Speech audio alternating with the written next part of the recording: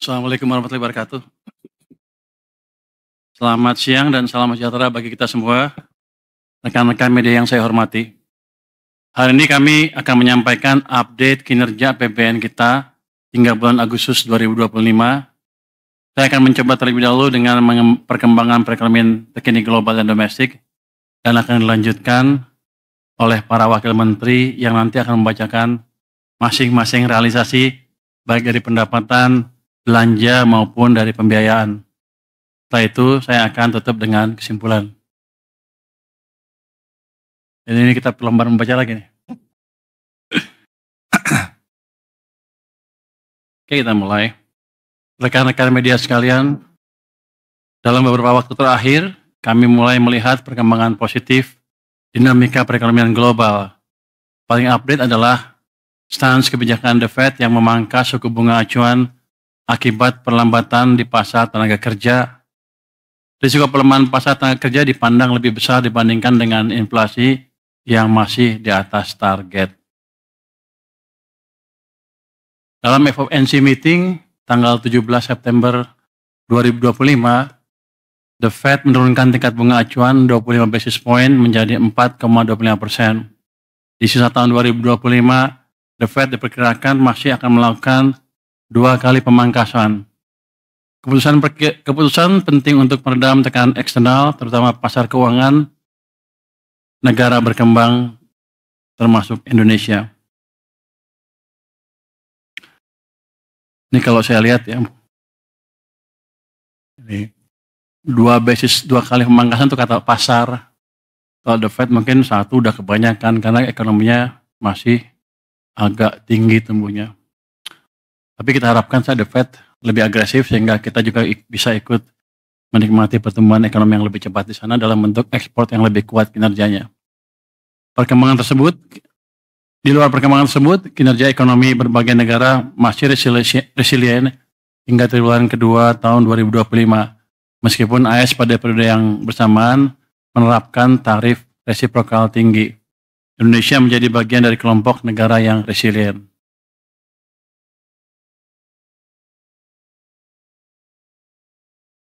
Dengan berbagai latar belakang global tersebut, IMF merevisi ke atas outlook ekonomi global. Ini kita nggak boleh komentar ya. Mencerminkan optimisme yang mulai menguat. Indonesia termasuk negara yang mengalami revisi ke atas dengan pertumbuhan ekonomi diproyeksikan naik menjadi 4,8% pada 2025 dan 4,7%. Dinaikkan ke 4,8 dari 4,7% sebelumnya. Saya pikir kita akan lebih dari situ ya. Even tahun ini pun akan di atas 4,8%. Namun demikian, global masih dihadapi ancaman tensi perang dagang antara Amerika Serikat dan Tiongkok. Dinamika ini menjadi faktor risiko yang perlu terus dipantau dan dimitigasi. Kita harus waspada terhadap situasi yang terjadi di global dengan berbagai ketidakpastian global seperti volatilitas pasar keuangan, harga komoditas, serta ancaman geopolitik dan cyber. Indeks ketidakpastian kebijakan global dalam tren menurun sejak April tahun lalu, namun masih terus diwaspadai karena dinamika kebijakan tarif resiprokal AS masih sangat tinggi, terutama dengan Tiongkok. Dengan latar belakang tersebut, volume perdagangan global diperkirakan masih mengalami penurunan. Dari sisi inflasi, tren ke depan diperkirakan mengalami penurunan, memberikan ruang untuk berlanjutnya tren penurunan suku bunga global ke depan. Volatilitas pasar saham dan obligasi internasional masih berfluktuasi kalau kita lihat di sini ya.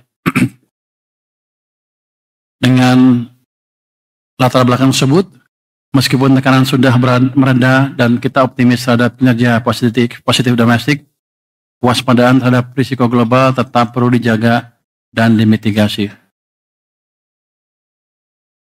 Kalau kita lihat harga komoditas masih amat berfluktuasi, batubara mengalami penurunan akibat permintaan global yang melemah, sementara harga minyak Brent justru naik akibat ketegangan geopolitik Rusia-Ukraina.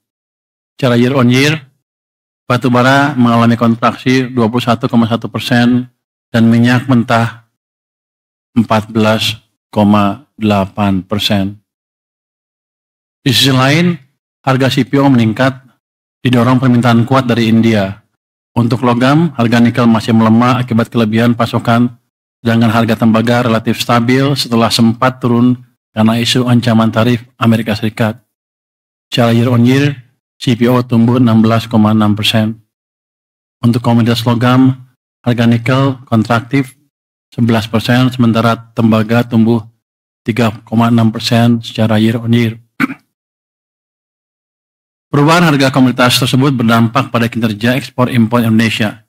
Ekspor sangat terbantu, salah satunya kinerja hilirisasi yang terdongkrak ekspansi harga nikel. Dengan membaiknya situasi global, aktivitas manufaktur dunia kembali ekspansif. Wilayah Eropa untuk pertama kalinya sejak pertengahan 2022 kembali mencatat ekspansi. Sebagian besar negara G20 dan ASEAN 6 juga menunjukkan pemulihan yang cukup solid.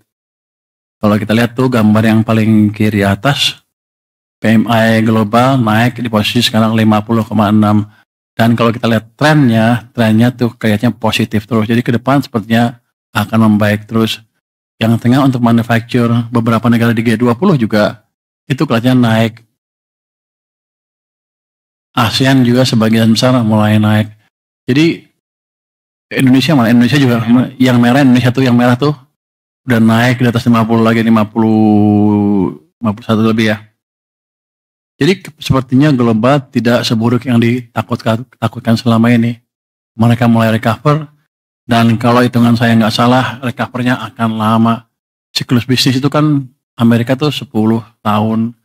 Mereka mulai ekspansi 2023, harus sampai tahun 2030 akan aman. Jadi inilah environment global yang kita hadapi ke depan. Kalau kemarin-kemarin kita takut, sekarang harusnya berani. Apalagi emang domestic demand kita juga kuat. Jadi satu, ketidakpastian global walaupun masih ada, sudah jauh berkurang dibanding sebelum-sebelumnya.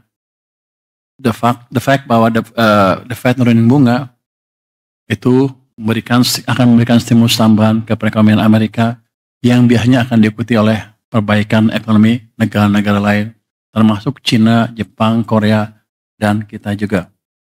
Karena biar gimana Amerika masih merupakan mesin pertumbuhan utama ekonomi dunia. Berdasarkan data arus barang bea cukai pada Agustus, kinerja ekspor kita meningkat terutama di depan sektor industri pengolahan, terutama komoditas logam dasar, nikel dan tembaga. Sejalan dengan upaya hilirisasi mineral, akumulasi ekspor year to date hingga Agustus tumbuh 7,8% dibandingkan periode yang sama tahun lalu. Coba Anda lihat, ada yang menarik nggak gambar di sini? Itu yang sebelah kiri atas, yang neraca perdagangan kumulatif, artinya Januari sampai Agustus. Tahun 2005 dibanding tahun 2024, tumbuhnya 52,3%. Ini pertumbuhan yang amat spektakuler. Walaupun orang bilang katanya karena mau ada tarif, mereka ini duluan front-loading.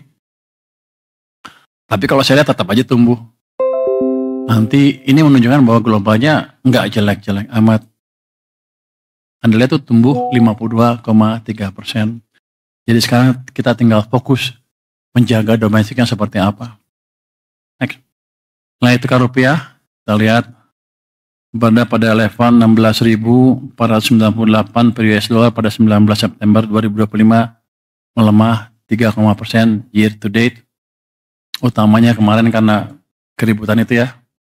Jadi sebagian orang takut, dan harusnya sih ke depan akan semakin membaik karena modal asing ke pasar saham sudah masuk cukup signifikan, dan harusnya prospek ekonomi kita juga akan terus membaik.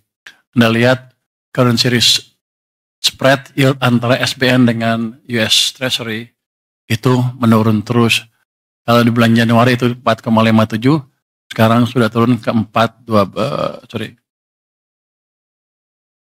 yang bawah ya, 240, sekarang turun ke 216 basis point. Ya nggak turun banyak, tapi saya pikir cukup baik di tengah gejolak domestik, utamanya yang kemarin-kemarin. Itu kan spreadnya sempat naik, kemudian turun lagi. Jadi cepat sekali kepercayaan investor recover setelah keributan beberapa minggu yang lalu. Dan counter risk juga terjaga dengan cukup baik. Kalau kita lihat spread, yield, SBN, USD, ini yang kiri kan ini, yang kanan adalah SBN, USD, dan US Treasury, dolar ke dolar. Itu sekarang tinggal 79 basis point. Kalau kita lihat historically, ini amat rendah dibanding biasanya. Kalau kita nanti membaik terus ekonominya, saya pikir ini akan turun terus yieldnya. Ya, spread yield dengan US Treasury. Oke. Next. Inflasi cukup stabil, ini menopang daya beli masyarakat, ini di tengah banyak negara yang masih berjuang mengatasi tekanan. Jadi kita lumayan baik di level, kalau kita lihat di situ, 2,31% ya. Ini level inflasi yang amat ideal. Jadi inflasi yang bagus tuh bukan 0, bukan juga di atas 10. Tapi sekarang konsensus ekonomi global tuh antara 1-3%, dan kita sekarang di 2,3, ya level yang pas lah. Inflasi Indonesia rendah di antara banyak negara yang berjuang mengatasi inflasi, seperti saya bilang tadi. Dibanding negara lain kita bagus. Singapura lihat ya, 0,6%. Itu nggak bagus, itu jelek. Di bawah 1,5% biasanya jelek karena demandnya terlalu rendah. Jadi patokan ekonomi itu seperti itu. Malaysia 1,2, agak jelek. Kita lumayan lah, kita ideal. Kalau bisa dijaga terus sekitar 2-3 itu akan bagus sekali buat ekonomi kita. Oke, next. Kalau kata siapa zaman dulu? Gubernur Bank Sentral Amerika yang terkenal siapa? Greenspan. Greenspan bilang itu kita dalam Goldilocks condition. Ingat kan? Ini di Goldilocks condition untuk inflasi kita. Anda cari di cerita Goldilocks itu cerita apa? Itu fun. Oke, next. Perekonomian Indonesia tumbuh 5,12% pada triwulan 2 2025. Ini mencerminkan ekonomi domestik yang terjaga, ditopang oleh konsumsi rumah tangga yang resilient, investasi yang meningkat, dan ekspor yang tetap kuat. Saya pikir teman-teman udah tahu semua data detail ini, saya nggak usah masuk terlalu detail. Next. Jadi, next. Konsumsi rumah tangga tumbuh cukup baik, 5%. Investasi meningkat sampai 6,99%. Investasi bangunan tumbuh 4,9%, dan investasi mesin tumbuh 25,3%. Ini kan masa lalu ya. Bagian dari Anda anggap angka ini salah, 5,12 katanya 5 tambah 1 tambah 2, 8. Tapi bukan itu. Di belakangnya kalau Anda lihat laju pertumbuhan uang, pada triwulan kedua tuh tumbuh uangnya cukup kenceng. Jadi emang itu yang mendorong belanja konsumen tumbuh kuat 5%. Karena emang pada waktu itu digenjot uang sampai dengan bulan April. Ada delaynya April, Mei, Juni, Juli. Biasanya 3 bulan. April, Mei, Juni, Juli, habis. Mei digenjot lagi ke bawah uangnya sehingga uang melambat, sehingga kita mengalami pelambatan ekonomi setelah itu. Tapi triwulan kedua angkanya memang seperti itu, tidak ada manipulasi BPS. Kalau yang nyangka-nyangka itu ekonominya nggak berapa ngerti. Boleh ngomong gitu? Menteri Keuangan boleh ngomong gitu kan ya? Jadi lihat juga supply uang pada waktu seperti apa. Slide 12. Sektor manufaktur sebagai kontributor ekonomi terbesar kembali menguat dengan pertumbuhan mencapai 5,68%, tertinggi sejak tahun 2022. Jadi manufaktur kita di Q2 sudah mulai recover. Mungkin Q3 agak melambat sedikit, tapi Q4 pasti akan tumbuh lebih cepat lagi sesuai dengan perbaikan ekonomi dan perbaikan demand karena supply uang ditambah di sistem perekonomian. Next. Berikutnya. 16. Pertumbuhan ekonomi terdistribusi dengan baik ke seluruh wilayah Indonesia. Pulau Jawa tetap menjadi kontributor utama perekonomian nasional dengan pangsa PDB sebesar 59,6% dan pertumbuhan mencapai 5,2%. Jadi kalau kita lihat sebetulnya kalau pangsa tuh jarang, perubahannya lambat sekali. Kita lihat pertumbuhannya aja deh. Itu Sumatera tumbuhnya 5,0% di triwulan kedua, Kalimantan 5%, Sulawesi 5,8%, Papua 3,3%, Bali dan Nusa Tenggara hanya 2,8%. Jadi kita tahu kelemahan kita di mana, nanti itu kan kita perbaiki Bali, Nusa Tenggara, Papua, dan Nusa Tenggara ya. Oke, next. Berikutnya.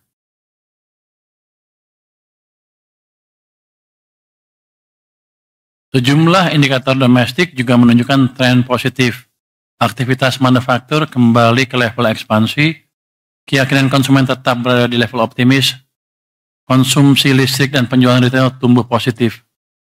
Penjualan semen yang menjadi salah satu indikator investasi bangunan juga menunjukkan perbaikan dalam 2 bulan terakhir.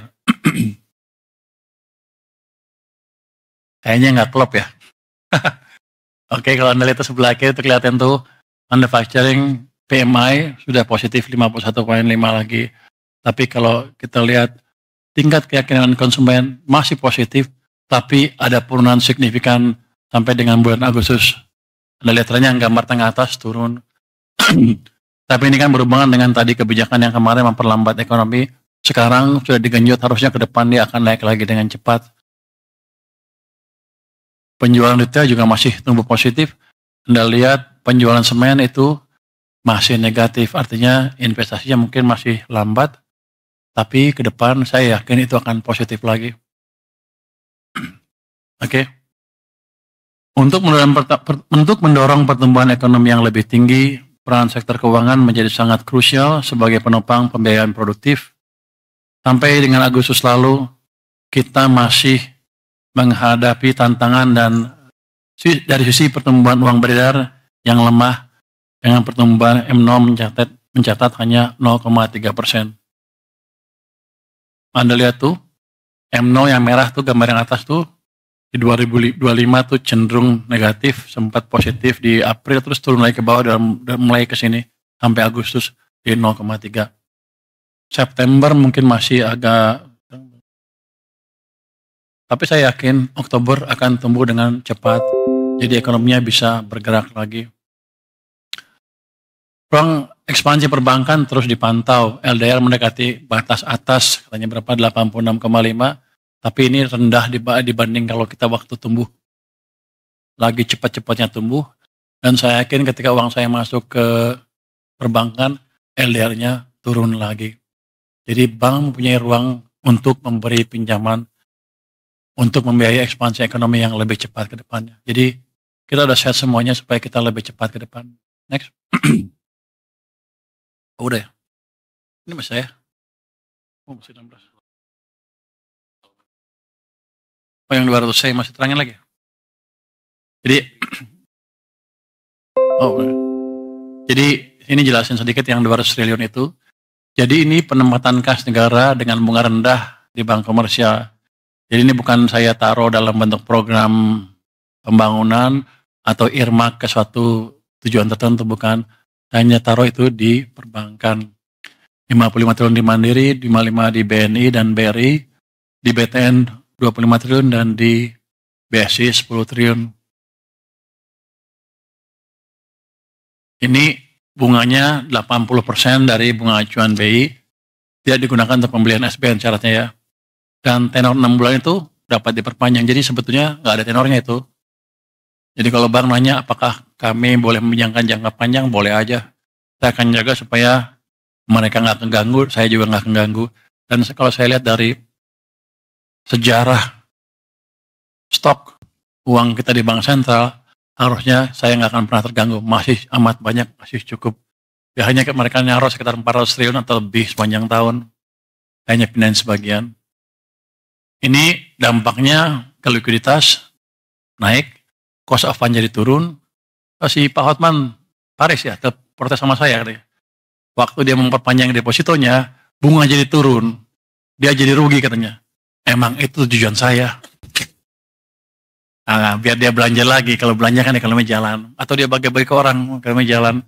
Memang itu tujuannya. Jadi itu merupakan konfirmasi bahwa kebijakan kita mulai jalan. Konsumsi dan investasi akan naik karena bunga turun dan multiplier effect untuk pertumbuhan ekonomi akan kelihatan semakin signifikan. Ini juga kedepannya akan kita sinergikan dengan fiskal moneter. BI sudah menurunkan 25 basis. Itu tujuannya sama, untuk membantu likuiditas di sistem perbankan supaya bunga turun, supaya ekonomi jalan. Jadi mereka juga sekarang pro growth. Oke, saya pikir utamanya itu untuk dampak dari apa? Manfaat dari penempatan dana yang 200 triliun itu. Next.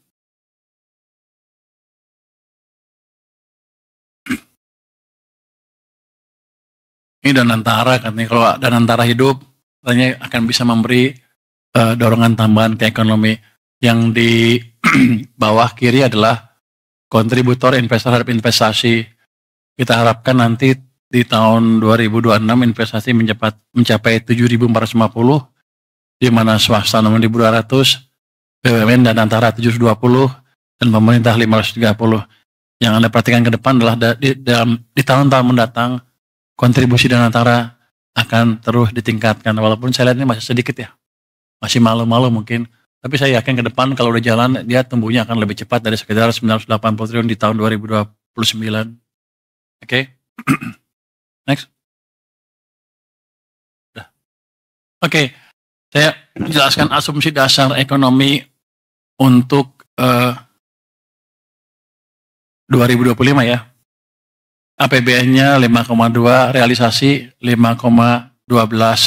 Ini yang saya bilang tadi kan, 5 tambah 1 tambah 2 jadi 8. Tapi saya sudah jelaskan alasannya ya. Memang ada uang lebih yang mendorong demand pada waktu bulan-bulan di triwulan kedua tahun 2025. Inflasi mencapai sekarang 2,31% year on year, nilai tukar 16,498 end of period ya. Yield SBN 10 tahun 6,28% end of period. Asumsi APBN 2026 berapa? 6,9. Jadi kira-kira tahun depan saya bisa menghemat cukup banyak itu. Nah, mungkin bunga naik lagi terlalu signifikan. Insya Allah katanya. Itu tabungan kamu bukan? Iya, tabungan. Harga minyak mentah Indonesia 66,07 end of period. APBN-nya 82, jadi ada untungnya di situ ya. Untung nggak kita? Untung. Netnya untung apa rugi? Kayaknya untung sedikit ya. Ya, untung sedikit artinya apa? Anggaran kita, apa APBN kita akan lebih bagus. Itu untung sedikit harusnya kan? Untung sedikit kan? Masih untung apa rugi? Berapa? Untungan per dolar. Oke, pakai untung lah pokoknya. Lifting minyak habis loh banyak. Banyak ngitungnya dia. Lifting minyak 575,4 di bawah asumsi. Ini emang sektor yang harus dihidupkan lagi ke depan. Saya akan cari cara bagaimana memberikan insentif ke investasi di perminyakan dan gas. Lifting gas juga 680,4 triliun. Apa itu? Bukan ya? 180,4 ribu oh ya. Ini oil equivalent ya, di bawah asumsi juga. Jadi di situ ada kelemahan kita di situ. Tapi pada dasarnya next. Pada dasarnya sih masih cukup baik. Ini kita sebutkan realisasi APBN sampai dengan 31 Agustus 2025. Pendapatan negara itu 1.638,7 triliun. Itu 57,2% terhadap outlook-nya. Belanja negara mencapai 1.960,3 triliun, 55,6% terhadap outlook. Defisit APBN 321,6 triliun atau 1,35% dari PDB. Keseimbangan primer masih 22,0 triliun rupiah. Jadi kalau lihat dari sini sih harusnya kan out- harusnya kan negatif keseimbangan penerimaan sampai dengan akhir tahun. Jadi masih ada, ini indikasinya adalah masih ada belanja pemerintah yang mesti dipercepat lagi supaya keseimbangan penerimaannya sesuai dengan desain waktu kita buat anggaran untuk tahun 2025. Oke, mungkin itu dari saya. Untuk bagian selanjutnya saya serahkan kepada para wakil menteri untuk menjelaskannya. Silakan. Terima kasih Pak Menteri. Teman-teman media semuanya, kita lanjutkan ke bagian belanja negara. Belanja negara ini bagian yang tadi, belanja negara 1.960,3 triliun, terdiri atas belanja pemerintah pusat 1.388,8 triliun, 51%, 51,4% dari APBN, dan transfer ke daerah 571,5 triliun. Mungkin langsung ke slide berikut. Di dalam belanja pemerintah pusat 1388,8 tadi, belanja KL-nya sudah 686 triliun, 59% dari APBN, dan belanja non-KL-nya adalah 702,8%, 45,6% dari pagu APBN, jadi secara pagunya lebih rendah. Detail dari belanja kementerian dan lembaga ini ada di slide berikut. Seperti biasa, belanja pegawai, belanja barang, belanja modal, dan belanja bantuan sosial. Belanja pegawai 212,2 triliun, ini berbagai macam gaji, tunjangan, tukin, lembur, dan yang lain-lain, tumbuh dibandingkan tahun lalu 7,6%.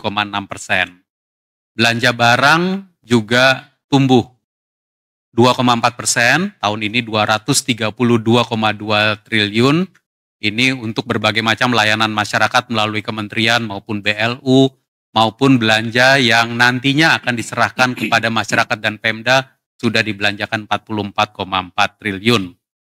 Lalu belanja modal, ini masih lebih lambat dibandingkan tahun lalu, tahun ini 139,9 triliun, 8,5% di bawah tahun lalu. Tahun lalu ada percepatan penyelesaian proyek-proyek infrastruktur jalan, irigasi, dan jaringan pada beberapa kementerian. Belanja bantuan sosial juga lebih tinggi dibandingkan tahun lalu, 101,1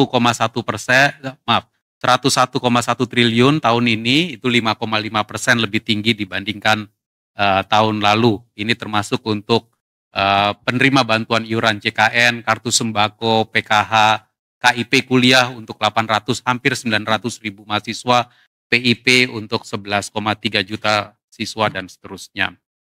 Teman-teman media juga memahami bahwa kita sekarang sedang mendesain dan menyiapkan dan akan menjalankan 8 program paket ekonomi semester 2 2025. Ini rekapnya yang mungkin saya nggak bacakan satu persatu, tapi silahkan bisa dilihat. Dan untuk program, mungkin highlightnya adalah program magang, lalu perluasan PPH 21, PPH pasal 21 yang ditanggung pemerintah untuk pekerja di sektor-sektor pariwisata, bantuan pangan, bantuan iuran JKK dan JKM bagi PBPU, khususnya pengemudi transportasi online, ojol, dan yang lainnya. Lalu kemudian manfaat layanan tambahan perumahan BPJS Ketenagakerjaan, ini dari BPJS TK, nomor 4 tadi juga dari BPJS TK, nomor 5 juga dari BPJS TK.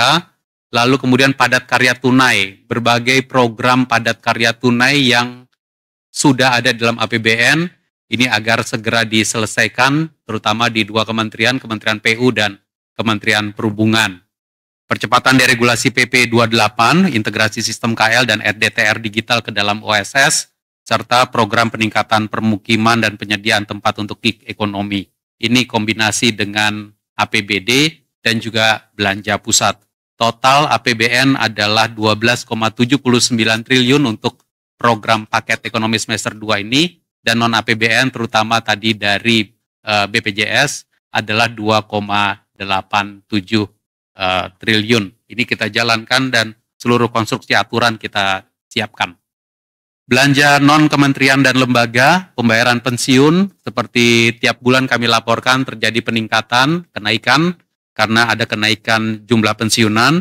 Subsidi dan kompensasi 218 triliun telah digelontorkan untuk BBM, LPG, listrik, dan juga pupuk bersubsidi. sejumlah barang yang bersubsidi ada di sebelah kanan, BBM, LPG 3 kg, listrik bersubsidi dan juga pupuk.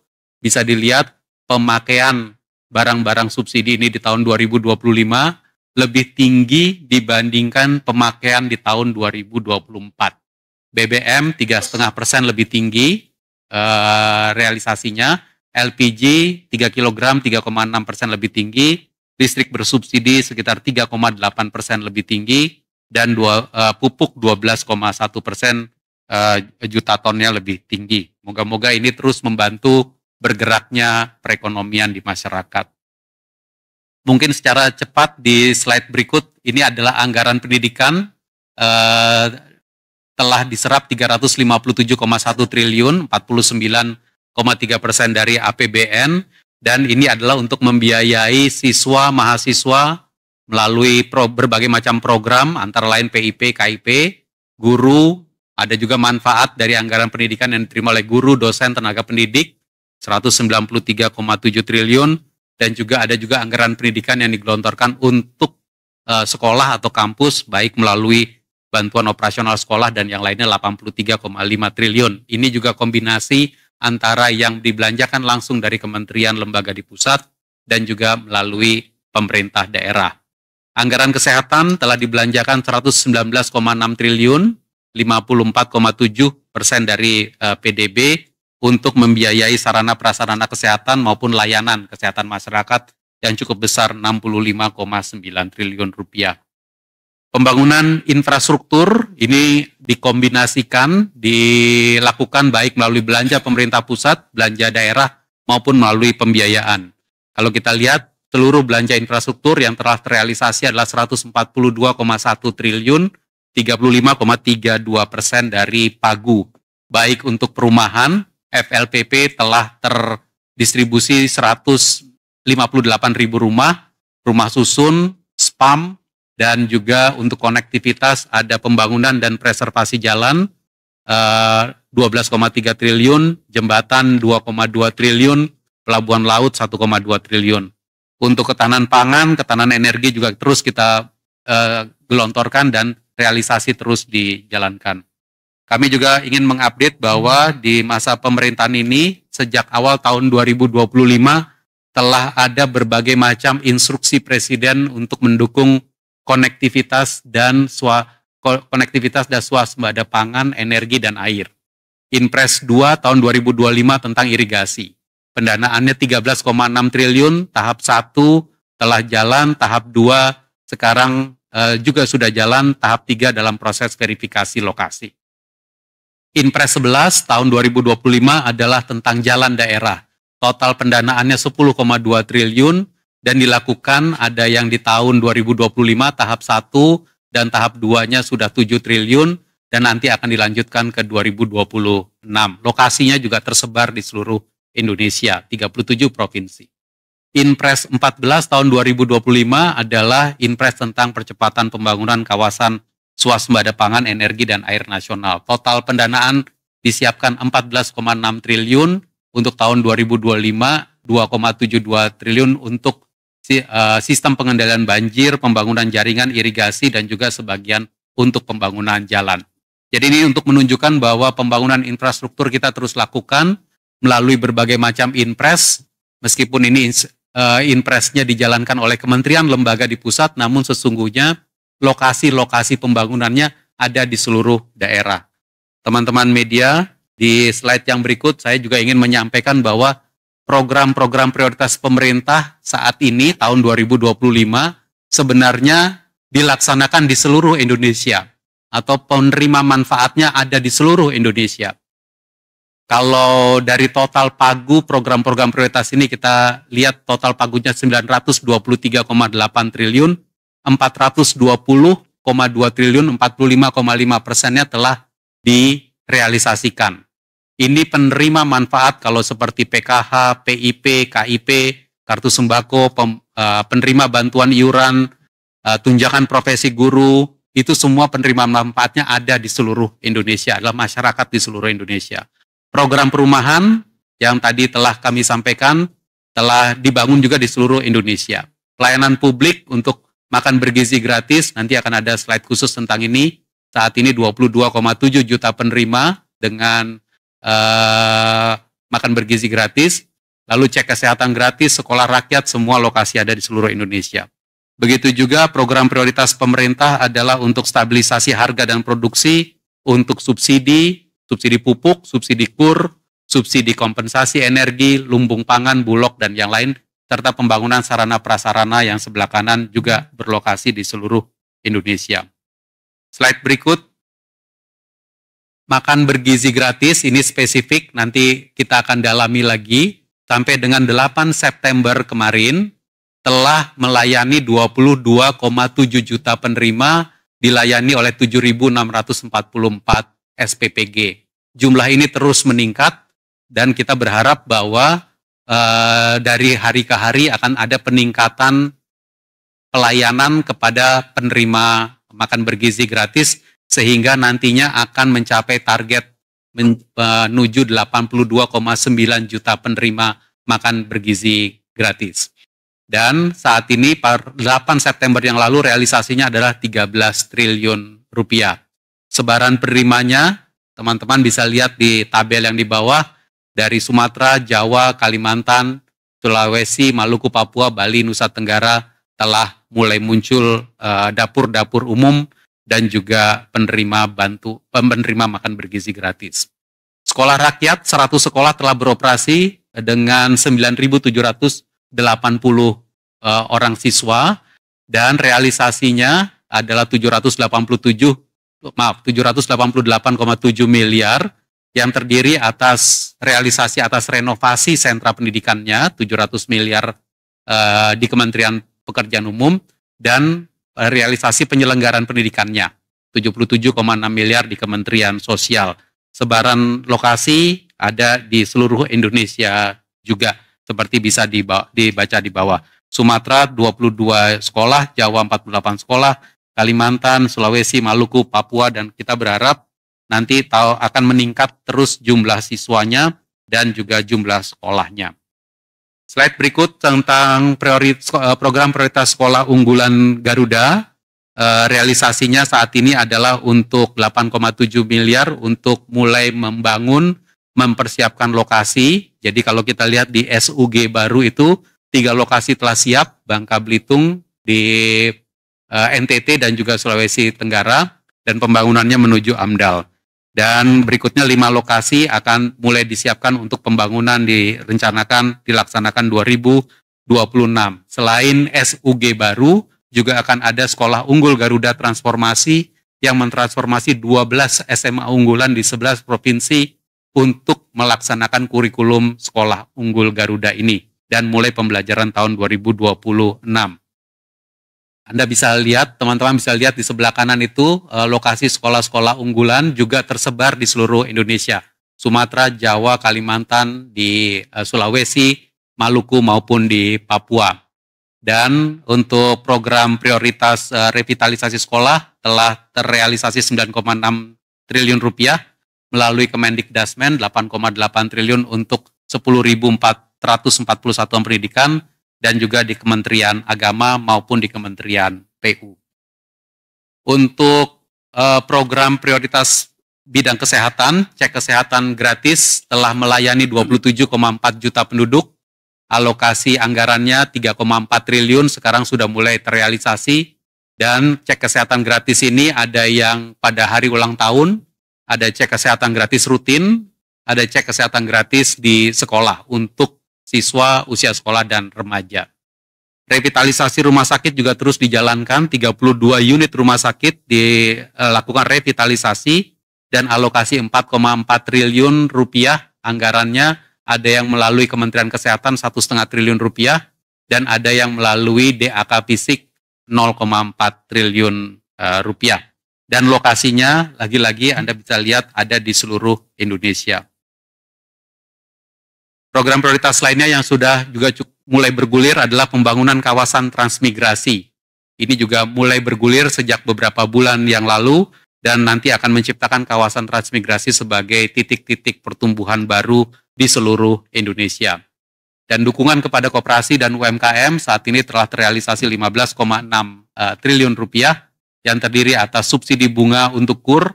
KUR-nya sendiri sekarang realisasinya sudah hampir 180 triliun rupiah, dan juga untuk sebaran penerima KUR bisa dilihat di Jawa, Sumatera, Bali Nusra, Kalimantan, Sulawesi maupun Maluku dan Papua. Untuk koperasi desa dan koperasi kelurahan Merah Putih telah dikeluarkan Peraturan Menteri Keuangan 49/2025 yang menegaskan bunga pinjamannya sudah bisa diberikan, bunga pinjaman 6%, plafon pinjaman hingga 3 miliar dengan grace period 6-8 bulan dengan tenor 6 tahun.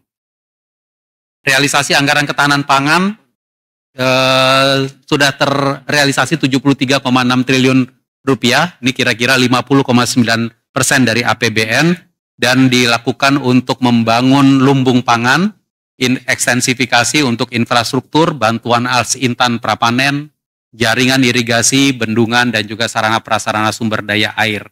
Selain itu, untuk Bulog telah direalisasikan, telah transfer ke rekening Bulog, total alokasi dana 22,1 triliun rupiah. Sebelumnya adalah ini merupakan dua kombinasi, beras dan gabah 16,6 triliun rupiah, dan untuk jagung 5,5 triliun rupiah juga telah dikirimkan kepada Bulog untuk Bulog dapat menangani pembelian beras, gabah, dan juga jagung selama periode panen. Teman-teman media semua, untuk ini kami ingin menyampaikan sekali lagi, APBN terus melakukan upaya keras untuk melakukan belanja berkualitas untuk seluruh Indonesia. Belanja negara adalah satu kesatuan antara belanja pemerintah pusat dan juga transfer ke daerah. Dia merupakan satu kesatuan untuk mendorong peningkatan kesejahteraan rakyat. Sehingga kalau kita lihat bagaimana sebaran belanja APBN di seluruh daerah, kita bisa lihat rata-rata per kapitanya. Di Jawa, rata-rata per kapita belanja negara itu sekitar 3,5 juta per kapita. Di Sumatera sekitar 3,6 juta per kapita. Kalimantan 6,4 juta per kapita. Total belanja negara di Kalimantan. Sulawesi 4,7 juta rupiah per kapita. Bali, Nusa Tenggara 3,7 juta rupiah per kapita, dan Maluku Papua 8 juta per kapita. Ini adalah kesatuan dari belanja negara yang meliputi belanja pemerintah pusat dan juga transfer ke daerah. Seperti yang tadi saya sampaikan, belanja pemerintah pusat pun juga dibelanjakan di seluruh daerah, di seluruh Indonesia. Teman-teman media semua, sekarang saya masuk ke bagian berikutnya yang tentang transfer ke daerah. Sampai dengan 31 Agustus, transfer ke daerah telah dikirimkan 571,5 triliun rupiah atau 62,1% dari pagu APBN. Jadi kalau dibandingkan dengan transfer tahun lalu, sama-sama 31 Agustus, terjadi peningkatan. Tahun lalu 562,1 triliun. Tahun ini 571,5 triliun. Namun kalau kita lihat di sisi sebelah kanan, kita melihat bahwa belanja daerah itu lebih lambat dibandingkan tahun lalu. Jadi belanja pegawai 1,5% di bawah tahun lalu, belanja barang dan jasa 10,6% di bawah tahun lalu, belanja modal 32,6% di bawah tahun lalu, dan belanja lainnya sekitar 30,7% di bawah tahun lalu. Memang di tahun 2025 ini ada pergantian kepemimpinan daerah, banyak yang bupati, wali kota, gubernur, kepala daerah yang baru, bisa jadi ini ada perlambatan karena pergantian kepemimpinan, juga ada perlambatan karena kebijakan pencadangan yang kita keluarkan lewat Inpres 1 2025. Namun transfer ke daerahnya sesuai dengan pemenuhan syarat salur tetap lebih tinggi dibandingkan tahun lalu. Karena itu kita berharap bahwa pemerintah daerah akan belanja lebih cepat di dalam sisa waktu 3 bulan ke depan. Kalau kita lihat di slide yang berikut, transfernya tetap tinggi, belanjanya agak perlambatan sehingga dana Pemda di perbankan terjadi peningkatan. Per akhir Agustus kita melihat dana Pemda yang ada di perbankan itu 233,11 triliun rupiah. Ini lebih tinggi dibandingkan tahun lalu, 192,57 triliun rupiah. Jadi kita berharap bahwa daerah akan terus mendorong akselerasi belanja agar APBD mampu memberikan stimulus bagi perekonomian di daerah. Bersama-sama dengan APBN. APBN-nya nanti belanja lebih cepat. Kita ingin seluruh program pemerintah yang tadi kami sebutkan bisa dibelanjakan lebih cepat. Dan sejalan dengan itu APBD juga belanja lebih cepat. Dan terakhir saya juga ingin menyampaikan mungkin ini beberapa bulan telah kami sampaikan terus, yaitu mulai 2025 dilakukan penyaluran tunjangan profesi guru langsung dari APBN kepada rekening guru. Ini tahun pertama kita melakukan di 2025. Dan realisasi sampai dengan Agustus kita lihat bahwa ini sudah 50% pencairan tahap 1, tahap 2, 33,3 triliun adalah sekitar 50% dari total TPG yang dialokasikan 66,9 triliun. Jadi kita rasa bahwa untuk tahap 1, tahap 2 ini telah on track dan dengan demikian maka kita bisa lanjutkan terus ke depan sehingga para guru kita dapat menerima tunjangan profesi gurunya langsung ke rekeningnya masing-masing sehingga tepat waktu, tepat jumlah dan juga nanti bisa betul-betul meningkatkan kesejahteraan guru. Saya rasa demikian beberapa update mengenai belanja negara yang bisa kami sampaikan. Kami kembalikan kepada Pak Menteri. Jangan Pak Anggito. Terima kasih Pak Menteri. Mungkin presentasi Pak Anggito yang terakhir mungkin. Silakan Pak Anggito.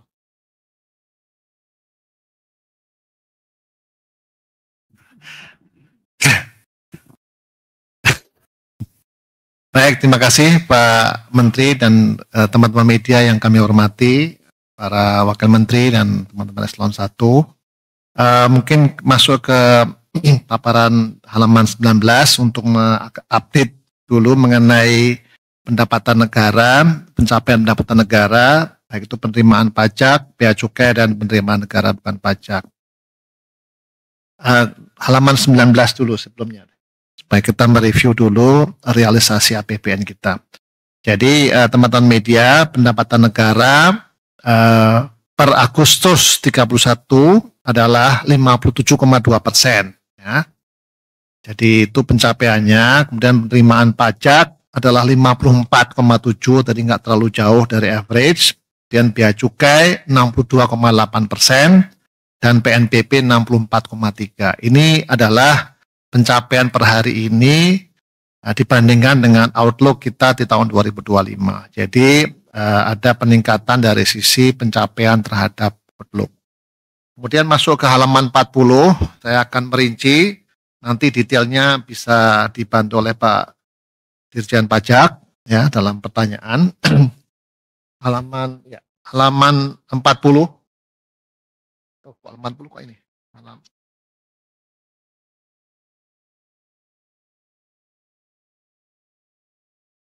Ya, baik.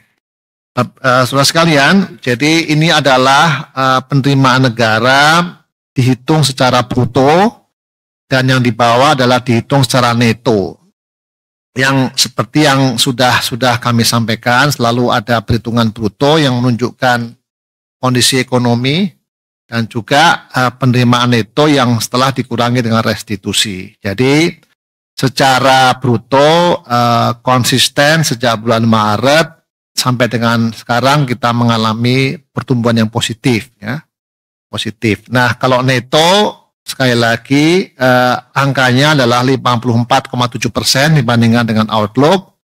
Di bulan di bulan Agustus ini penerimaan neto kita negatif 3,8 karena ada faktor restitusi. Jadi selalu ada korelasi antara penerimaan bruto dan neto. Ya, di sisi PPh badan ada kenaikan untuk yang bruto, tapi ada koreksi dengan restitusi. Kemudian untuk PPh orang pribadi positif 38,8%, untuk yang netonya 39,1%, untuk PPN minus 0,7%, dan untuk yang netonya itu ada koreksi dari restitusi menjadi 11,5% negatif, PBB positif. Lanjut. Next. Ini adalah realisasi penerimaan yang lazim kita sampaikan dari bulan ke bulan untuk menunjukkan dinamikanya. Kami selalu menyampaikan yang bruto untuk memberikan perspektif year on year, sehingga inilah penerimaan bruto yang kita tarik dan sebelum dikurangi dengan restitusi yang merupakan suatu proses administrasi dari penarikan ataupun pengeluaran untuk restitusi. Secara umum penerimaan bruto dari pajak kita itu adalah positif, tumbuh 2,1. Kalau by sektornya ada ketenagalistrikan, pertambangan biji logam, perdagangan online, perdagangan besar, pertanian tanaman, industri minyak kelapa sawit, dan perbankan. Inilah sektor-sektor yang tumbuh ya untuk posisi bulan Januari sampai Agustus. Lanjut. Kemudian kalau kita lihat PPh 21 itu PPh untuk gaji dan honor menunjukkan sama seperti yang pernah kami sampaikan bahwa terjadi turnaround ya. Kalau kita lihat Januari, Mei itu masih menurun, kemudian Juni, Agustus itu mulai meningkat. Jadi kalau kita lihat Januari sampai Agustus tumbuh 2,4% dibandingkan dengan tahun yang sebelumnya. Lanjut. Ini adalah untuk PPN dalam negeri ya. Jadi kita membreakdown PPN dalam negeri dan PPN impor.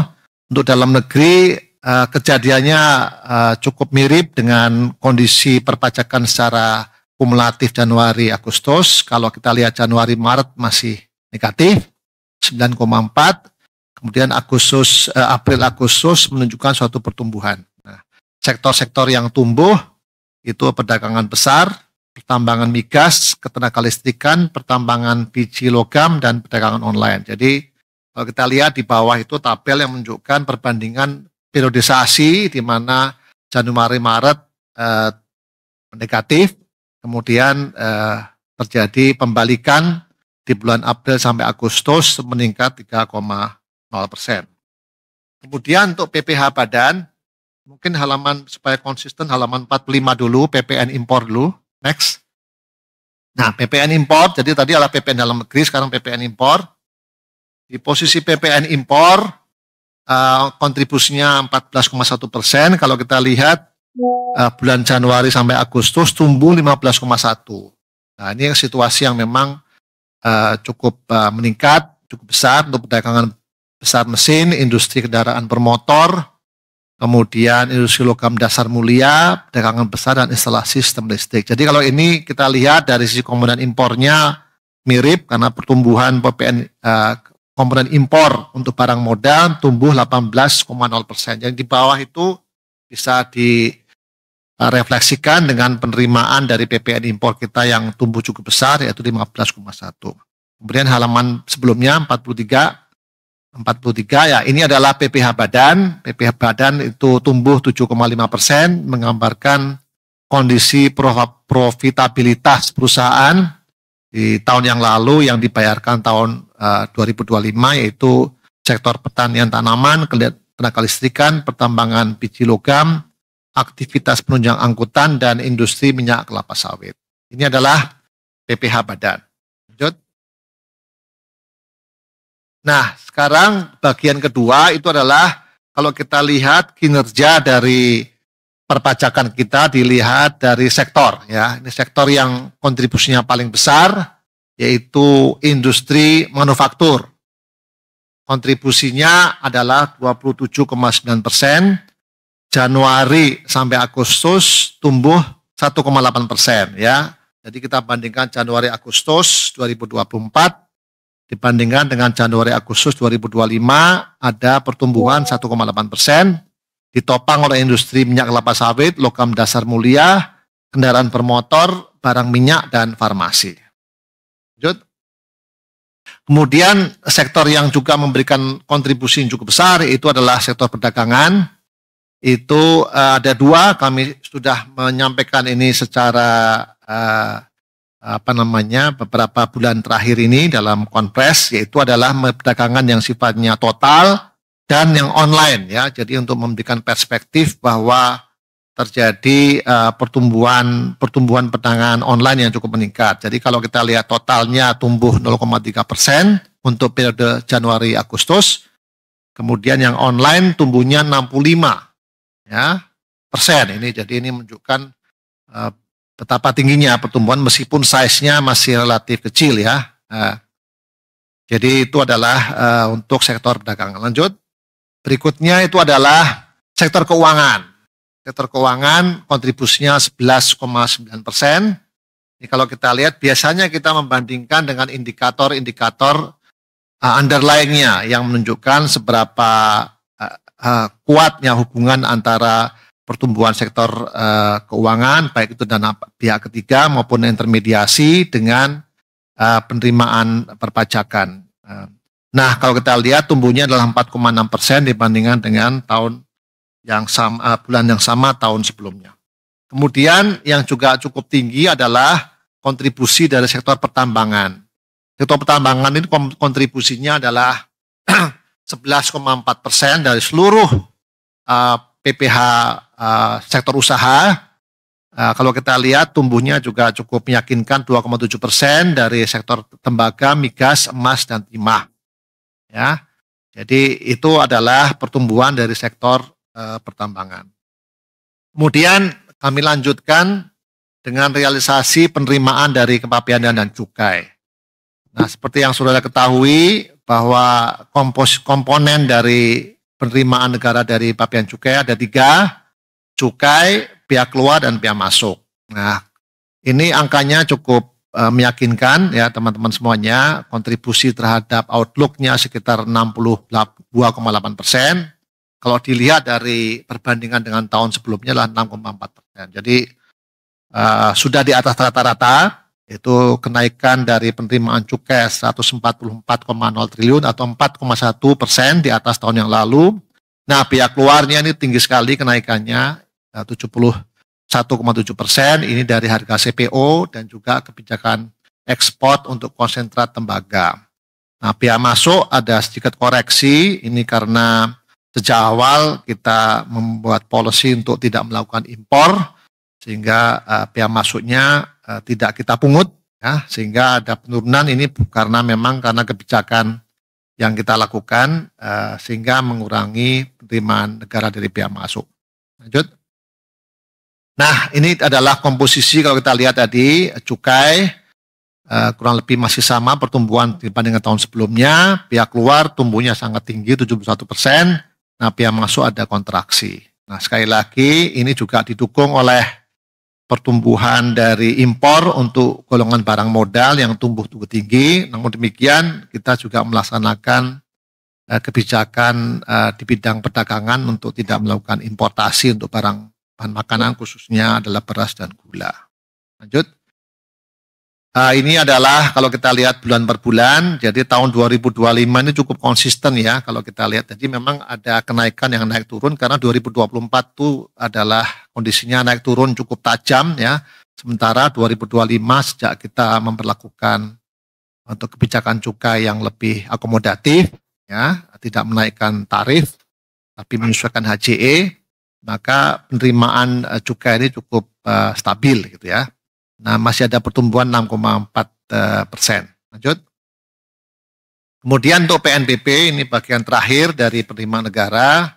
Kalau kita lihat, memang kalau kita bandingkan dengan tahun yang lalu cukup drastis turunnya. Namun kalau kita bandingkan dengan outlook 2025, kita cukup meyakinkan 64,3%, SDA migas 53,7%, SDA non migas 77,9%, PNBP lainnya 71,9 dan PLU 80%. Nah, jadi Anda bisa lihat ada 2 indikator yang bisa kita lakukan, yaitu rasio ataupun perbandingan terhadap laporan semester ataupun outlook di 2025 seberapa besar ya, seberapa achievement kita dibandingkan dengan target, namun juga kita membandingkan dengan tahun sebelumnya. Jadi Anda bisa melihat kalau di sisi rata-rata memang kita turun dibandingkan tahun yang lalu, tapi karena memang targetnya menurun, sehingga itu bisa dimaklumi ya.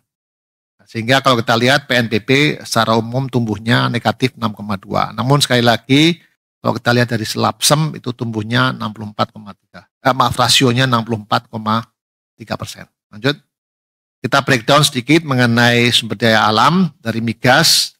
Sekali lagi kalau kita lihat karena koreksi dari harga dan juga lifting, pendapatan SDM migas kita masih negatif 6,8%. Lanjut. Kemudian non migas ini sebagai telah minerba. Minerba juga nasibnya cukup sama dengan perkembangan di migas, meskipun demikian tidak sebesar kontraksi di sisi migas, kita masih tumbuh dibandingkan tahun yang lalu. Dan juga ini karena faktor tadi ya, faktor harga maupun faktor produksi yang membuat penerimaan negara dari sisi PNBP non migas itu pertumbuhannya sangat rendah. Lanjut. Nah, yang terakhir adalah mengenai PNBP BLU dan PNBP lainnya. Jadi kalau kita lihat itu kita bandingkan 2024 dan 2025 year on year ada kontraksi 4,1. Ini karena dua hal. Karena ada penurunan pendapatan dari jasa penyediaan barang dan jasa lainnya, serta pendapatan jasa layanan perbankan dari PLU. Namun demikian ini dikompensasi dengan pendapatan dari dana perkebunan kelapa sawit yang tumbuhnya cukup besar karena tadi faktor harga. PNBP lainnya itu ada koreksi 4,1, itu karena pendapatan dari minyak mentah DMO dan juga penjualan hasil tambang. Kemudian PNBP KL lainnya itu karena ada beberapa pendapatan PNBP dari KL yang di bawah tahun sebelumnya.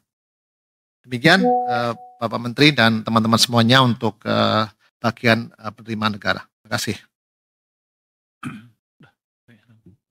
Baik, terima kasih Pak Menteri. Rekan-rekan wartawan, selamat siang. Saya akan melanjutkan dari segi pembiayaan. Ada 4 slide yang menjadi pokok materi saya hari ini. Yang pertama adalah pembiayaan dari segi anggaran. Nanti saya lanjutkan dengan 2 slide dari untuk menjelaskan pasar SBN kita, dan saya akan akhiri dengan pembiayaan dari segi investasi atau yang sering kita sebut below the line. Baik, dari segi pembiayaan sampai dengan realisasi sampai dengan 31 Agustus, realisasinya adalah 425,7 triliun atau 69,1% dari target APBN. Ini di breakdown dari pembiayaan utang sebesar 463,7 triliun atau 59,8% dari target APBN. Dan yang kedua adalah pembiayaan non utang minus 38T atau 23,8% dari APBN. Saya lanjutkan dengan pasar SBN dari segi domestik. Lanjut. Baik. Dari segi pasar SBN di pasar perdana ini masih menunjukkan hal yang baik. Hingga lelang terakhir rata-rata bid to cover ratio tahun 2025 tercatat 3,03 untuk SUN dan 3,15 untuk SBSN. Hal ini menunjukkan bahwa permintaan investor tetap kuat dan minat asing terjaga tinggi meskipun volatilitas pasar meningkat. Kepercayaan ini juga tidak lepas dari status investment grade yang disandang Indonesia, sehingga SBN Indonesia tetap dipandang sebagai instrumen aman dan kredibel di pasar global. Lanjut. Hal yang juga menarik adalah perkembangan yield dan arus modal asing. Yield SBN tenor 10 tahun turun 70 basis points atau minus 10% year to date, didukung oleh permintaan investor yang kuat, baik di pasar perdana maupun sekunder. Hingga pertengahan September, capital inflow asing mencapai 42,61 triliun secara year to date, mencerminkan kepercayaan investor internasional terhadap fundamental dan prospek perekonomian Indonesia. Ini spread SBN 10 tahun, ini juga tadi sudah disampaikan oleh Pak Menteri, terhadap US Treasury turun ke level 216 basis points lebih rendah dibandingkan sejumlah peers sehingga menunjukkan profil risiko Indonesia yang terjaga.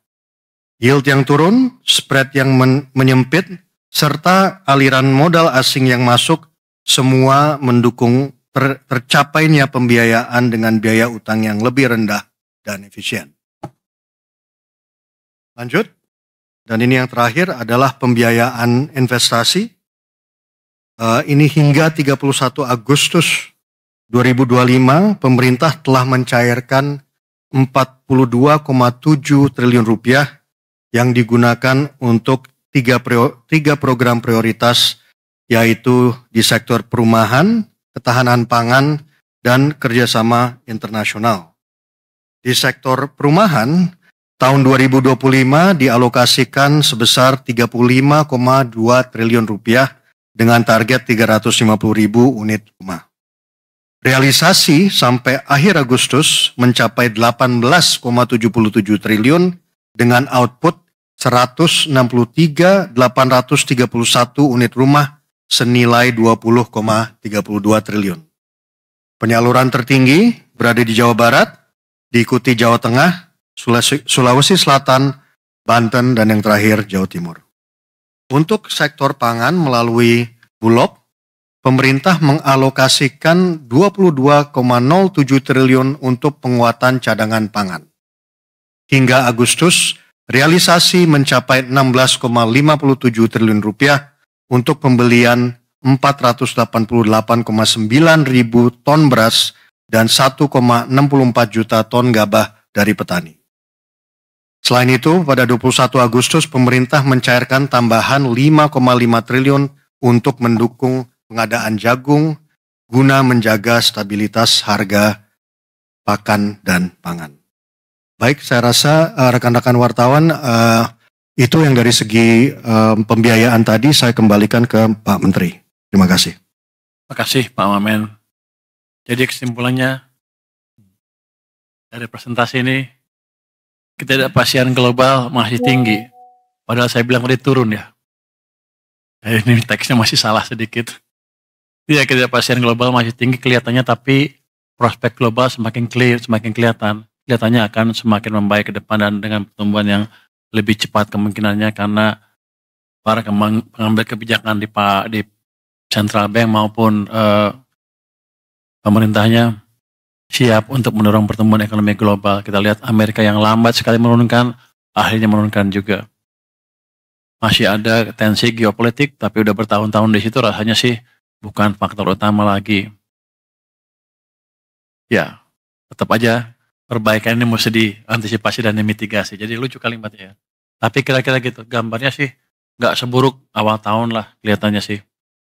Kita lihat momentum pertumbuhan ekonomi terus diperkuat dari sisi sektor permintaan dan daerah. Gimana kalimatnya?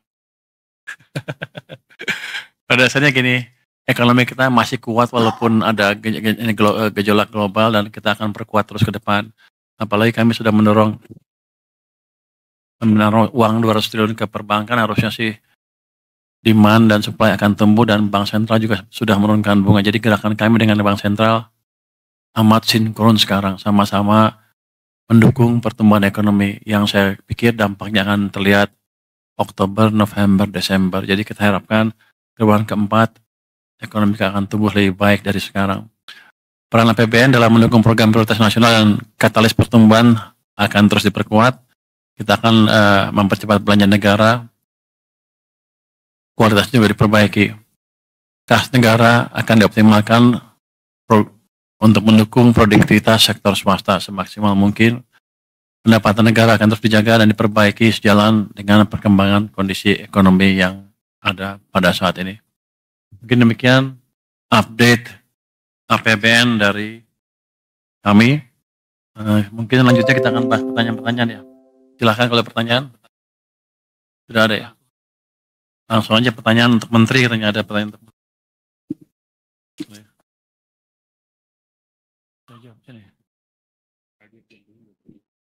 saya aja dulu, habis itu saya bisa santai. Emang deh.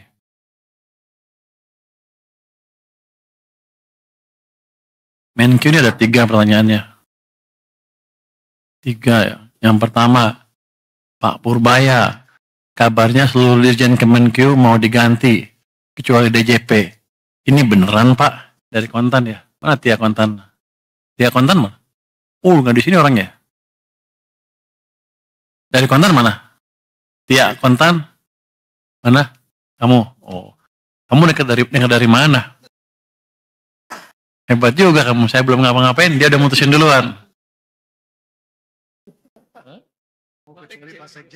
Dari Pak Sekjen ya? Tuh Pak Sekjen, kamu yang bocorin. Gua belum mikir apa-apa udah kayak gitu. Jadi belum ada keputusan apa-apa Mbak. Itu apa? Itu gosip. Oh dia udah deg-degan semua tuh. Deg-degan semua. Mbak Tia jangan nyebarin gosip dong. Enggak, belum ada tindakan apa, belum ada keputusan apa-apa. Seluruh dirjen akan diganti kecuali DJP. Sekjen nggak masuk. Berarti sekjen yang nulis nih. Lu yang nulis lu. Yang pertanyaan kedua untuk saya ya. Wacana pembentukan Badan Penerimaan Negara BPN masih ada di RKP evaluasi.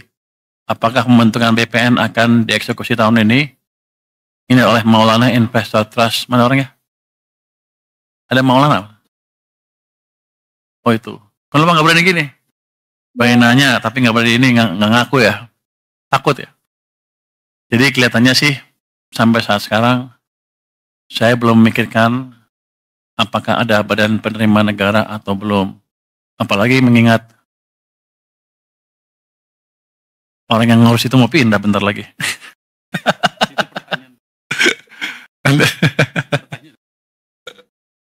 nanti ada tanya Pak. Jadi belum ya Mbak. Tapi itu tergantung nanti perintah Presiden seperti apa. Tergantung hasil diskusi saya dengan Presiden seperti apa. Tapi untuk sementara sih kalau saya lihat sih belum perlu sampai kita semuanya sudah stabil. Yang jelas kita akan optimalkan dulu pendapatan dari bea cukai maupun pajak. Nanti kalau udah optimal, dioptimalkan hasilnya belum bagus juga, baru kita pikir untuk bentuk itu. Tapi sekarang sih belum saatnya. Masih ada kelemahan-kelemahan di sistem baik pajak maupun bea cukai yang bisa diperbaiki. Jadi dengan desain yang ada saya mau lihat kalau dijalankan dengan optimal berapa kenaikan cukai maupun pajak kita. Kalau itu masih terlalu rendah, baru kita berpikir ke arah sana. Tapi rasanya sampai sekarang belum. Yang ketiga, apa kebijakan quick win dari Pak Menkyu untuk memperbaiki performa penerimaan negara termasuk penerimaan pajak yang belakangan masih terkontraksi. Oh, yang pertama ya, penerimaan pajak terkontraksi karena ekonominya tumbuhnya lebih lambat dibanding perkiraan. Kalau di ruang keempat, Oktober, November, Desember masih kebur ya, dengan pemberian stimulus tadi. Ini siapa sih? Surya Bisnis Indonesia. Mana Surya? Oh, kamu lagi? Kamu Maulana kamu juga? Surya. Jangan-jangan itu karena nama. Jadi, saya sih optimis ketika nanti impact dari kebijakan kita melonggarkan kondisi likuiditas sistem, itu harusnya Oktober, November, Desember akan tumbuh cepat ekonominya. Itu yang pertama, otomatis pajaknya juga akan lebih baik. Jadi saya naikin pendapatan bukan dengan menaikkan tarif, tapi mendorong aktivitas ekonomi supaya pajak saya lebih besar. Anda juga nggak kerasa bayarnya, kira-kira. Tapi kalau ekonominya tumbuh kenceng kan, Anda bayar pajaknya happy, ya kan? Itu yang kita kejar. Yang kedua, kita punya list 200 penunggak pajak besar. Itu yang sudah inkrah. Kita mau kejar yang eksekusi, itu tagihannya sekitar 50-60 triliun rupiah. Dalam waktu dekat, ini akan kita tagih, dan mereka nggak akan bisa lari. Yang berikutnya kami juga melakukan penegakan hukum ya untuk serius non-compliance dengan memakai kerjasama dengan Kejaksaan Agung, Polisi, KPK, dan BPATK. Terusnya ada pertukaran data juga dengan kementerian lembaga untuk untuk mempermudah kami menarik pajak ya. Kemudian Cortex. Tadi saya minta Dirjen Pajak untuk tulis. Di sini nggak ada Cortex. Kenapa nggak ditulis? Pada dasarnya saya akan lihat Cortex seperti apa. Keterlambatan dari Cortex akan kita perbaiki secepatnya dalam waktu 1 bulan harusnya bisa. Itu IT, problemnya IT. Nanti saya bawa jago-jago IT dari luar yang bisa memperbaiki itu dengan cepat.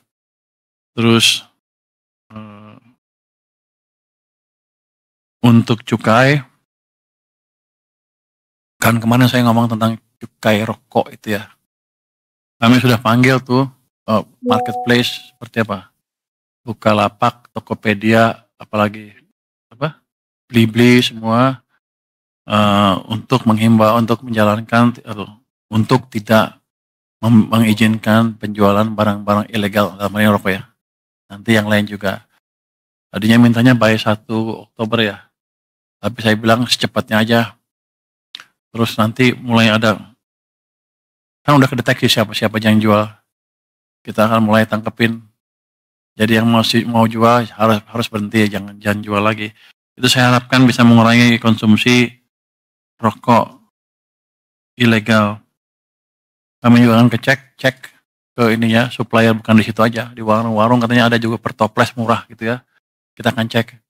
Yang jelas teman-teman tolong sebarkan bahwa siapapun yang jual ilegal, rokok ilegal di tempat mana, saya akan datangin secara random. Yang lain lagi adalah itu kan kalau kita import ada jalur hijau ya. Jalur hijau biasanya nggak diperiksa tuh. Nggak tahu rokok ilegalnya masuk lewat situ apa enggak. Tapi saya akan random cek. Walaupun jalur saya akan random cek, nggak ngeganggu jalur cepatan, tapi tercek, terdeteksi kalau ada kecurangan. Mungkin ya dalam waktu dekat kita akan dapat banyak orang di situ tuh. Nanti yang terlibat kita akan sikat, termasuk kalau ada yang terlibat dari Bea Cukai maupun orang Departemen Keuangan. Tapi saya harapkan dengan itu nanti 3 bulan ke depan sudah hilang. Karena kan siklus impor kan 3 bulan kira-kira ya. Jadi kita harapkan semuanya mengikuti aturan yang ada dengan benar. Jangan coba-coba mengakali lagi aturan impor yang ada di sini. Itu mungkin short term quick win yang akan kita desain dalam waktu 1 bulan ke depan. Terima kasih. Mungkin dari yang lain, dari Wamen dan lain-lain, silakan. Terima kasih Pak Menteri, Bapak Wamen dan juga teman-teman wartawan. Pertanyaan untuk Dirjen Pajak ada 5. Yang pertama terkait bagaimana strategi khusus untuk mencapai target penerimaan sisa di tahun ini. Tadi sudah disampaikan oleh Pak Menteri, beberapa yang terkait dengan multi-door approach untuk menegakkan hukum, kemudian kami akan mengejar penunggak pajak 200 terbesar yang sudah inkrah dengan potensi 50-60 triliun. Juga kami akan mengintensifkan pertukaran data yang selama ini sudah terjadi. Nah ini tidak hanya pertukaran data tapi juga penegakan kepatuhan atas pemberian perizinan untuk sektor-sektor tertentu seperti minerba, migas, itu akan dilihat kepatuhan perpajakannya sebelum diberikan misalnya perpanjangan perizinan tertentu seperti RKAB atau yang lain-lain. Lalu di internal sendiri apa yang sudah dilakukan dengan joint program antara Dirjen Pajak, Bea Cukai dan PNBP itu akan terus dipertegas. Lalu pertanyaan yang kedua, apakah sudah ada wajib pajak yang mengajukan permohonan diskon atau pengurangan angsuran PPh pasal 25? Sektor mana aja yang paling dominan? Dari Mas Dendi Kontan, pertanyaan 1 dan 2 dari Mas Dendi. Untuk yang pertanyaan 2 itu belum ada. Biasanya nanti mulai di kuartal ketiga akhir September baru akan ada permohonan pengajuan dari wajib pajak. Kemudian yang nomor 3 dari Mas Dendi juga, sektor apa yang akan dibidik strategi khusus? Ini sebenarnya sama tadi jawabannya ya. Jadi sektor spesifik tentu sektor-sektor yang memang menjadi penopang penerimaan dan risikonya tinggi. Seperti tadi multi-door approach dengan kejaksaan yang sudah disampaikan oleh Pak Menteri itu terkait dengan misalnya Satgas PKH untuk kelapa sawit, kemudian yang berikutnya Satgas PKH untuk minerba. Lalu yang nomor 4, aplikasi Cortex beberapa kali ada downtime, seperti Sabtu Minggu kemarin. Ada apa? Apakah itu bagian dari perbaikan? Betul sekali, ini tadi pertanyaannya, memang downtime itu ada beberapa downtime yang memang terencana seperti Sabtu Minggu lalu untuk pemeliharaan sistem. Jadi Cortex ini sangat besar sekali sistemnya, jangkauannya sangat luas sekali, sehingga sekarang ini kami yakinkan bahwa kami sedang tahap stabilisasi dan semakin sempurna, perbaikan dilakukan bertahap untuk supaya jangka panjangnya lebih handal. Insya Allah nanti handover di Desember 2025 bisa smooth. Kemudian pertanyaan PP 55 terkait perubahannya, itu perubahan PP 55 tahun 2022 ini masih berprogres. Kami juga sudah koordinasi dengan semua kementerian yang terkait, Kemenko Ekonomi, Kementerian UKM, dan Kementerian UKM gitu ya.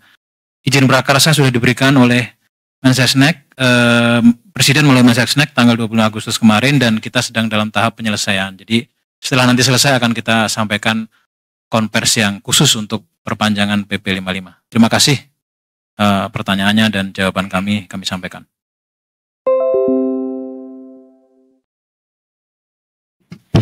Izin Pak Menteri, Pak Wamen, Bapak Ibu sekalian. Terima kasih tadi dari teman-teman media, ada beberapa pertanyaan yang ditujukan kepada kami di Direktorat Jenderal Anggaran. Akan kami coba jawab secara singkat saja. Pertama, pertanyaan dari Krishna Investor Daily tentang update blokir anggaran. Jadi sebagaimana kita ketahui, kalau kita lihat efisiensi anggaran yang diblokir itu kan awal tahun sebesar 256,1 triliun, dan sampai dengan hari ini yang telah dibuka blokirnya sebesar 168,5 triliun. Jadi kalau kita lihat pembukaan blokir itu biasanya ditujukan untuk pertama menunjang program prioritas pemerintah, ada pemenuhan biaya operasional, pemenuhan tusi dasar kementerian lembaga. Jadi kalau contohnya mendukung program prioritas itu apa aja sih? Biasanya tadi untuk program cetak sawah, untuk peningkatan satuan pendidikan, untuk sekolah rakyat, revitalisasi madrasah, dan seterusnya. Itu yang kita buka blokirnya. Ada juga pertanyaan dari Tia Kontan, intinya adalah berapa yang bisa dihemat pemerintah sampai akhir tahun untuk subsidi listrik dan BBM bersubsidi. Nah, di sini bisa disampaikan nanti ya realisasi dari nominal rupiah subsidi energi BBM dan listrik itu akan bergantung dari banyak faktor. Jadi bukan hanya volume, tapi juga nanti kita lihat ICP-nya berapa, harga minyak kita berapa, nilai kurs kita berapa, dan seterusnya. Jadi sekarang masih bulan September, masih ada 3 bulan ke depan, jadi kita masih terus melihat pergerakan faktor-faktor tersebut yang kita tahu sangat-sangat dinamis. Jadi kami pemerintah masih mengambil langkah atau strategi yang sifatnya hati-hati dan prudent. Dan kami juga pemerintah masih punya juga kewajiban kepada BUMN pelaksana penyedia BBM listrik bersubsidi yang juga harus kita perhitungkan. Terakhir tadi pertanyaan dari Krishna, Investor Daily, Trian IDN, ini terkait dengan realisasi belanja KL. Jadi kalau data per 18 September kita sebesar 51,8%. Ada beberapa KL yang ada di atas dari rata-rata, ada yang masih di bawah dari rata-rata. Nah biasanya untuk pembangunan fisik itu nanti terdapat gap nih antara kecepatan pembangunan fisik di real di lapangan dengan penyerapan anggarannya. Nah tapi nanti biasanya nanti di akhir tahun 94 itu akan langsung catch up tuh, akan langsung terseimbangkan. Nah yang paling penting adalah langkah-langkah percepatan apa yang kita lakukan. Kita selalu melakukan monitoring dari secara intensif, udah 3 bulan terakhir ini untuk RPD-nya, rencana penaikan dananya misalnya. Kita juga melakukan pendampingan untuk asuransi belanja, tadi disampaikan oleh Pak Menteri, kita juga tadi akan keliling. Kita pada intinya ada sama-sama mencoba melihat masalah-masalah yang dihadapi oleh berbagai KL tersebut, kita coba pendampingan seperti apa. Dan juga kita juga sudah mulai juga mengeksplor misalnya skema penyelesaian program prioritas lintas tahun, ada luncuran, MOIC, multi-year contract, dan sebagainya. Mungkin demikian yang kami sampaikan, Pak Menteri, kami kembalikan. Terima kasih. Oh, Pak Febri langsung ya. Terima kasih Pak Menteri, Pak Wamen. Untuk Wildan, DDTC News, dan Dendi Kontan. Ini terdapat 3 insentif baru yang disiapkan seiring dengan pemberlakuan Global Minimum Tax. Jadi kami sampaikan lagi bahwa PMK-nya sudah berlaku sejak Januari 2025. Ini memang berlaku di seluruh dunia, Global Minimum Tax-nya 15%. Lalu di banyak negara ini memang sudah diimplementasikan secara formal, bahkan negara tetangga kita dan juga tujuan investasi maupun sumber investasi kita, seperti misalnya Korea, Singapura, Australia, dan lain-lain. Jadi kebijakan ini sudah dimulai. Nah, dengan demikian tax holiday dan insentif pajak lainnya untuk Indonesia dan seluruh negara ini memang menjadi disesuaikan. Contohnya untuk Indonesia, kalau PPh kita adalah 22%, maka 15% minimum tax-nya itu artinya insentif perpajakannya maksimum hanya bisa 7%. Nah, tetapi ini kan tujuan akhirnya adalah persaingan untuk menarik investasi. Kita juga melihat bagaimana negara-negara lain memberikan alternatifnya, insentif yang bersifat non-fiskal, non-perpajakan. Ada beberapa alternatif, nanti kita sedang evaluasi kira-kira yang akan kita adopt yang mana, ini masih sedang diformulasikan. Akan tetapi memang ini bukan hanya tentang perpajakan. Jadi teman-teman sekalian tahu bahwa kalau kita menarik investasi, itu terutama juga adalah kemudahan berinvestasinya, iklim usahanya. Untuk Indonesia ini juga terus kita lakukan menjadi PR, 2 hal yang dapat kita update yang sudah berlaku dalam beberapa waktu terakhir. Pertama adalah PP 28 dari Kementerian Investasi, ini yang mengedepankan positif fiktif terkait dengan perizinan yang lebih cepat agar sesuai dengan SLA. Ini akan mulai berlaku 5 Oktober 2025. Jadi ini bagus sehingga kita akan dukung. Di sisi lain juga misalnya ada penyederhanaan syarat dan proses pengurusan sertifikat TKDN di Kementerian Perindustrian. Ini juga sudah mulai dan kita akan dukung sehingga kedepannya diharapkan investasi dengan TKDN ini bisa semakin terprediksi dan dengan roadmap yang lebih jelas. Ini kita akan dukung. Lalu yang kedua, tadi ada pertanyaan terkait dengan PP 9 2022, PPh final untuk jasa konstruksi. Memang waktu 2022 itu kita rencanakan ini akan dievaluasi setelah 3 tahun. Jadi ini 2025 sedang kita evaluasi. Memang saat ini untuk yang existing, jasa konstruksi ini dikenakan PPh secara final dari omset. Pengenaan ini tentunya memberikan kesederhanaan bagi wajib pajaknya, khususnya kalau wajib pajak yang UMKM. Namun memang di sisi lain ini kurang mencerminkan prinsip kemampuan untuk membayar sesuai dengan profitnya. Nah, ini akan terus kita evaluasi. Saat ini kalau kita lihat PPh-nya, tarif PPh final untuk jasa konstruksi itu berkisar antara 1,75 sampai 4% kalau untuk pekerjaan konstruksinya. Jadi makin kecil dia, ini juga keberpihakan, itu tarifnya 1,75% dari omset. Sementara ada juga tarif untuk pekerjaan konstruksi yang terintegrasi dan juga konsultasi konstruksi. Ini sedang kita evaluasi untuk kita lihat ke depan. Demikian Pak Menteri yang dapat kami sampaikan. Terima kasih Mas Febrio. Saya pikir sudah jawab semua ya. Masih ada semuanya? Saya pikir ini adalah akhir dari konferensi pers kita semua, konferensi pers kita tentang APBN. Terima kasih semuanya atas perhatian dan pertanyaan dan masukannya. Ketemu lagi bulan depan, bulan sekali ya. Jumpa pers saya tutup. Wassalamualaikum warahmatullahi wabarakatuh.